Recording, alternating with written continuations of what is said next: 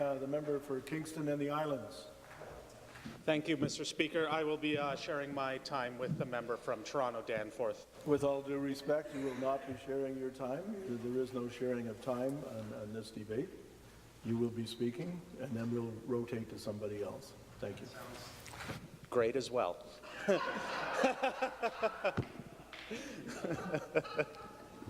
So thank you again.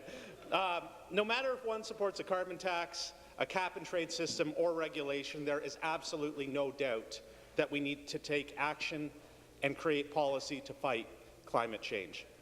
Whether it is the footage of the tornado in Ottawa, the fires across northern Ontario, or the floods in Gatineau and Toronto, the signs of new extreme weather events are all around us. Recent summers have seen Ontario's worst drought, followed by one of the wettest springs in recorded history. In Kingston, our new cancer treatment centre at Kingston General Hospital flooded just after it was built, when Lake Ontario rose to unprecedented levels. Climate change is here and now. And it is something that my constituents in Kingston and the Islands, as well as those from across Ontario, care about very deeply.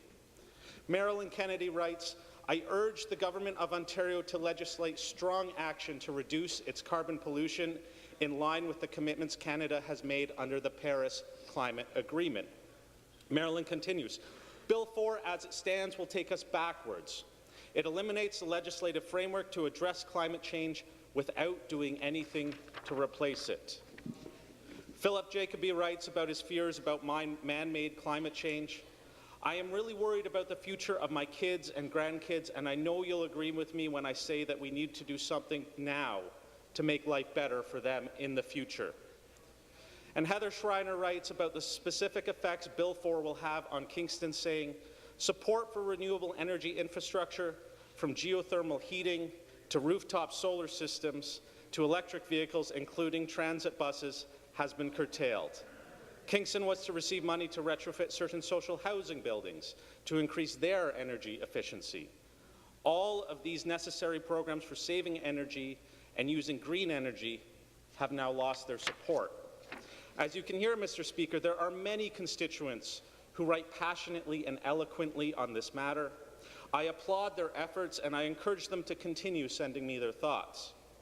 And I share the same anxieties that Mr. Jacoby expressed in his letter.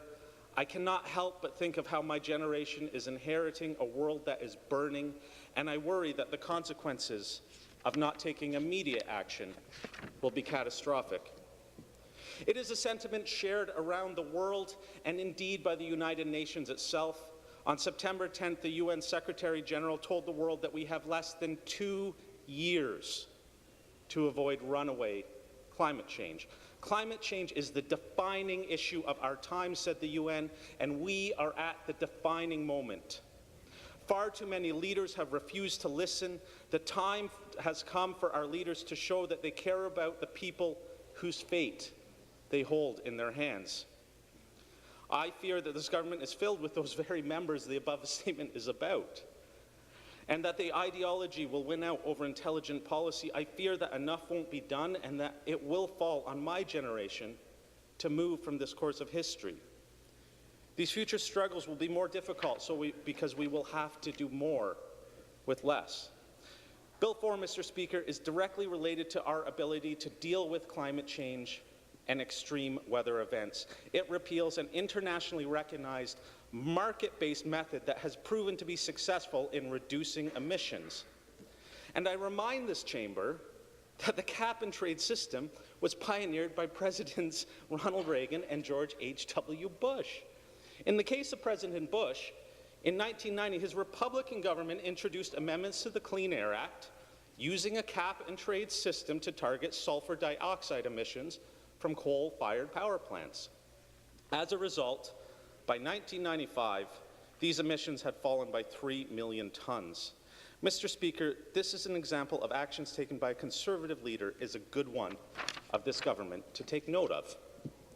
Sometimes the obvious must be stated. Cap and trade is a market-based system put in place to provide economic incentives to market agents or participants to reduce the level of pollutants in their emissions.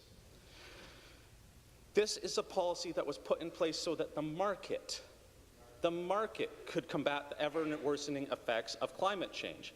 And I want to make it clear that by eliminating cap and trade and putting nothing in its place, this government is removing the only market incentive it had for lowering GHG emissions. This government is ruining both our business and environmental reputations, taking us from leadership to pariah. Sadly, Ontario has become the laughingstock of so many of our major trade partners who are all pricing carbon. This bill has already irreversibly harmed our international reputation, hurting our competitiveness and ability to attract business. Mr. Speaker, business requires certainty. Businesses plan in decades, and the actions taken by this government has made it very clear they cannot rely on Ontario to provide a stable and transparent environment for business. Businesses manage risk. It's what they do, but no business can prepare for the stroke of pen risk that has been forced upon them by this government. And it doesn't even touch on that they are reducing revenue long before they have had a hope of balancing the budget, and in fact are adding, at the bare minimum, $3 billion to the deficit over the next 4 years. Mr. Speaker, some in this government call the cap and trade program, a liberal slush fund, but to me that's actually missing the point. That the Liberals allegedly misuse the funds generated by this program does not mean that this government would have to do the same. There is an opportunity to take that money and create a new legacy, a legacy of leadership and meaningful action on the most pressing issue of our time. Instead, in a time of fiscal uncertainty and massive debt, the government is foregoing that much-needed revenue. It is more than a little like putting the cart before the horse. Tackling climate change and paying for the already increasing costs associated with the effects of global warming is going to be a massive financial burden. Mr. Speaker, dare I ask what funds this government is planning to use to help Ontarians with the effects of climate change? In addition to foregoing the revenue needed to combat climate change, there is a complete lack of targets in this legislation.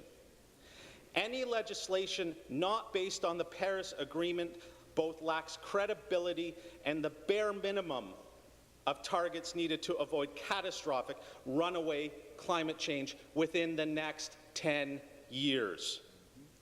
Where there was once guidance, there is now a void that the minister promises will be filled by his yet-to-be-unveiled silver bullet climate plan. It's good to know that the minister is so much smarter than the nation's scientists and experts from across the world who developed the Paris Climate Accord over the last 30 years. Mr. Speaker, this is what Bill 4 represents to me. This government's aversion to anything other than their own dogma, their aversion to environmental and fiscal stewardship, and any acknowledgement that cap and trade could have been a tool for good. Cap and trade was the tool the government could have used to meaningfully combat climate change while also leveraging the market to create prosperity. Instead, it was rejected for nothing more than simple laissez-faire philosophy. Mr. Speaker, the people of Ontario deserve better. The Ford government has instituted a market transition that is incredibly complex, but the rhetoric of cancelling a carbon tax has obscured the complexity of the issues this simplistic legislation is attempting to deal with. Cap and trade is a market, and it should be treated as such. And cap and trade was working. Businesses from all over the world wanted to invest in Ontario's cap and trade market. Businesses with money looking for opportunities. 6 months ago, Toronto was poised to be the green finance capital of the Americas, and now no one will even look at us. Incidentally, Mr. Speaker, this government talks about all the money that left Ontario during cap and trade, but it's actually the opposite that was true. There was over $200 million in Ontario allowances that were purchased by California. We have $225 million of California's money here, and we only sent out $13 million. Perhaps the government could share with us what they are planning to do with all that money.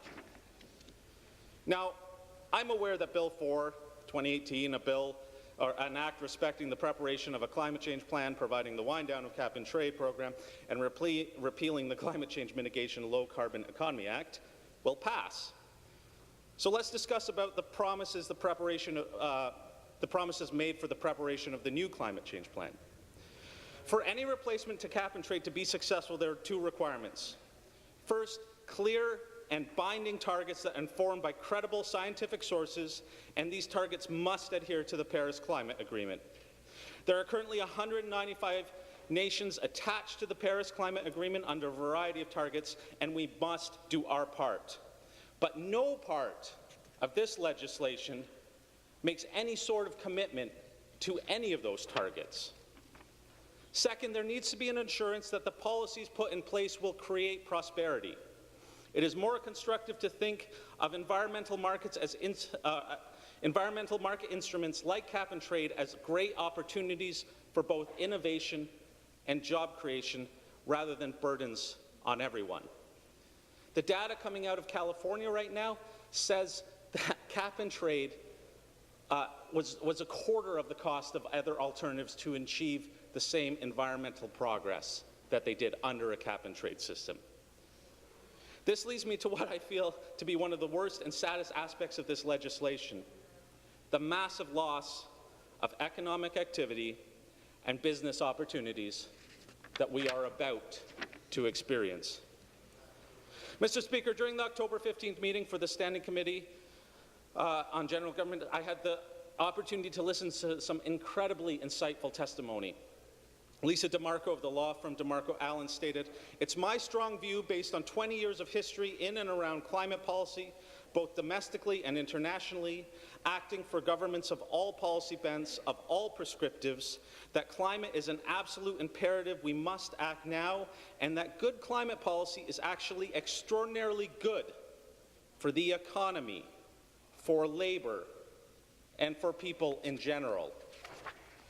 Katie Sullivan, the Managing Director of the International Emissions Trading Association, spoke of how flexible environmental market instruments like Ontario's cap-and-trade system are not taxes or levies, they are markets. These are commodity markets with tradable assets, assets holding compliance and financial value. Think of them like other markets: power, coal, gas, wheat, or soybeans.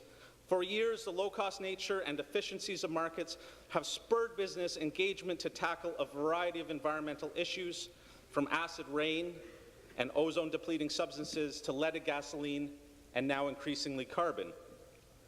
She went on to say, "This government continues to stress that Ontario is open for business. The IETA applauds and supports this sentiment, but in recent months, how the province has moved in dismantling the cap-and-trade and related programs and communicating this has been perceived as rushed and challenging.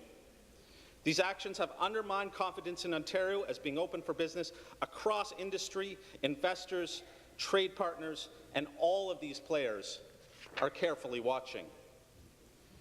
Andrew Heitzman, the CEO of a venture capital fund that invests in sustainable companies, stated, "My experience has taught me that leveraging the power of the market is the best way to truly tackle the issue of climate change.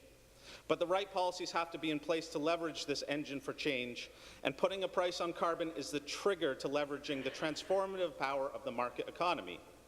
It works in part by mobilizing an army of one of society's most creative classes of citizens, our entrepreneurs, to focus their ingenuity, tenacity, and intelligence to solve the problems of reducing carbon emissions.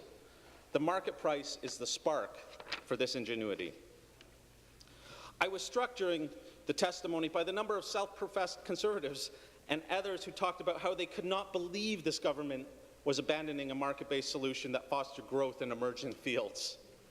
Nearly all who spoke argued that bills for a goal of cancelling cap and trade is highly problematic. These are directors and policymakers, educated people who believe in market-based solutions, and they say the bill does not make sense. Frankly, I shouldn't be surprised. This legislation was written for the benefit of the old and the few, whose lack of foresight has shut them out of these growing opportunities. They are a group who is so heavily invested in governments protecting their short-sighted investments in fossil fuel sunset industries. Mr. Speaker, I would like to draw attention to the recent report from the Financial Accountability Office on the financial repercussions of Bill 4.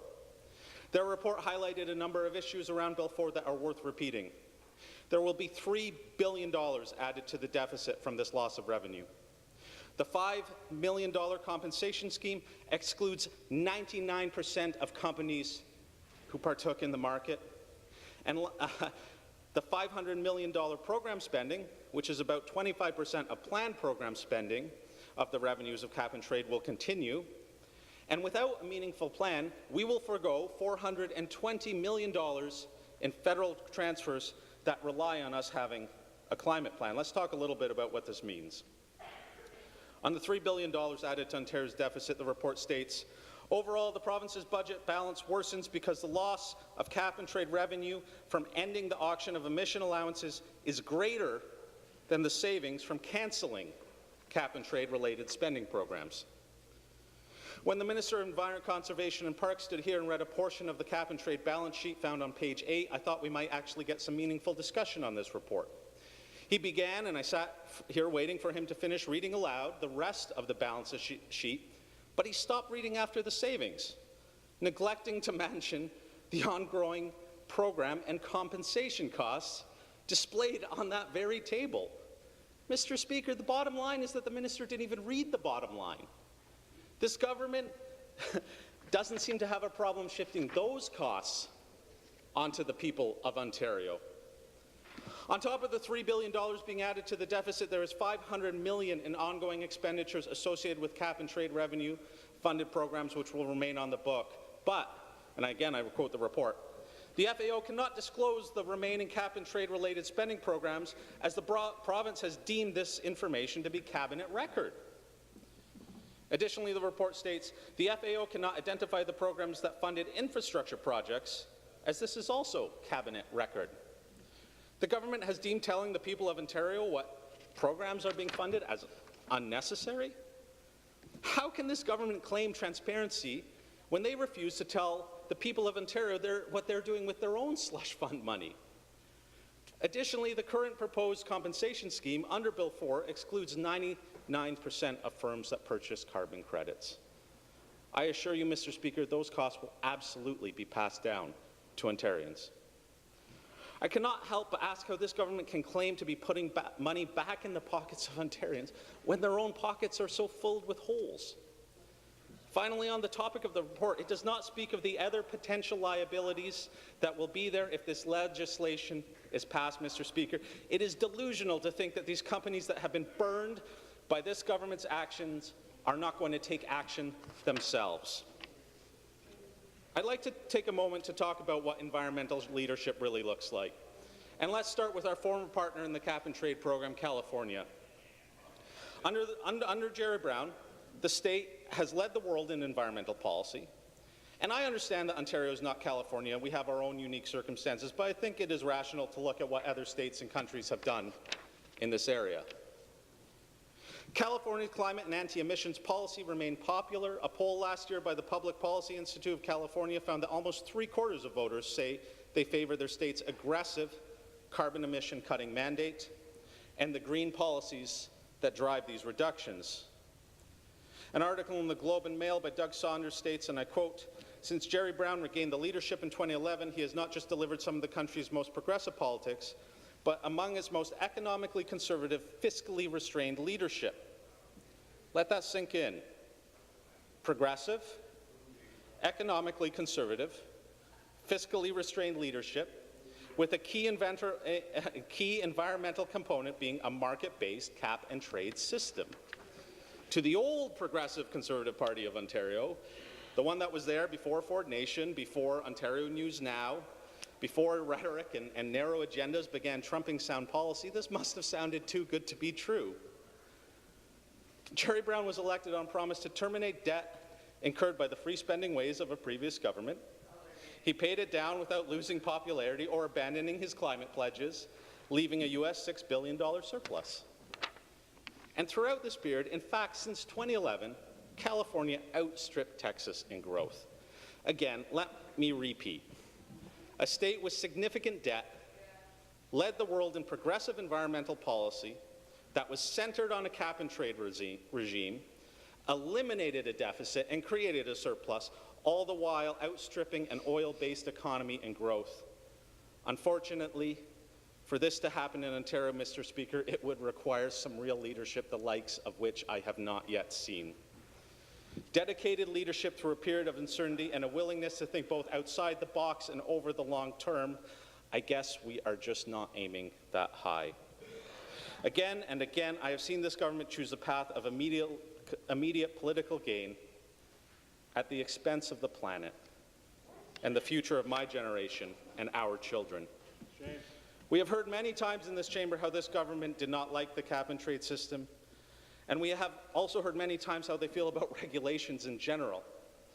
But the success of other jurisdictions in combating climate change is based on either taxation, market incentives, regulation, or some combination of those three.